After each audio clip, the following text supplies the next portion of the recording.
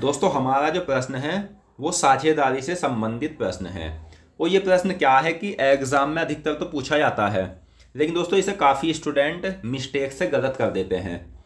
तो मैं आपको इसे बहुत सरल तरीके से बताऊंगा जिससे आप इसे कुछ ही सेकंड्स में प्रश्न को सॉल्व कर लोगे। तो वो प्रश्न हमारा क्या है? तो प्रश्न है कि विवेक ने 36,000 के साथ एक व्यवसाय शुरू किया। बाद में अर्जुन 1,08,000 के साथ उससे जुड़ गया। यदि वर्ष के अंत में लाभ को समान रूप से विभाजित किया जाता है तो अर्जुन कितनों महीनों के बाद उस व्यवसाय में जुड़ा था? तो ये पूछा है कि अर्जुन कितने महीने के बाद उस व्यवसाय में जुड़ा था।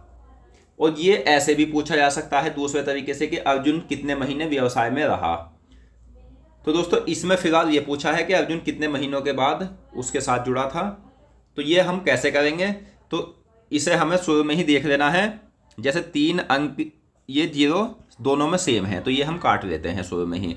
18 दूनी 36, 18 छिक्का 108। ठीक है दोस्तों, तो 2 से ये कट जाएगा, 2 एकम 2, 2 तिया 6। तो 1/3 ये हम ऐसे लिख लेते हैं। तो अब यहाँ दिया है कि वर्ष के अंत में यानी 12 महीने।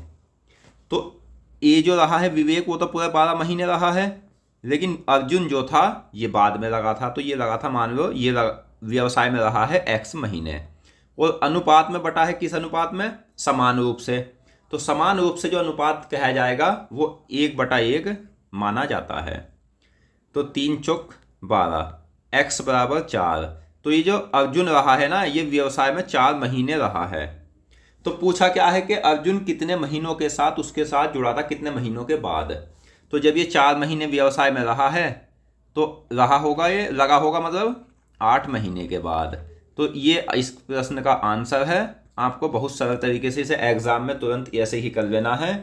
तो दोस्तों अगर आपको ये प्रश्न समझ आया हो तो वीडियो को लाइक करें, और अगर कोई डाउट हो तो वो भी आप कमेंट बॉक्स में पूछ सकते हो। मिलते हैं नेक्स्ट वीडियो में। धन्यवाद।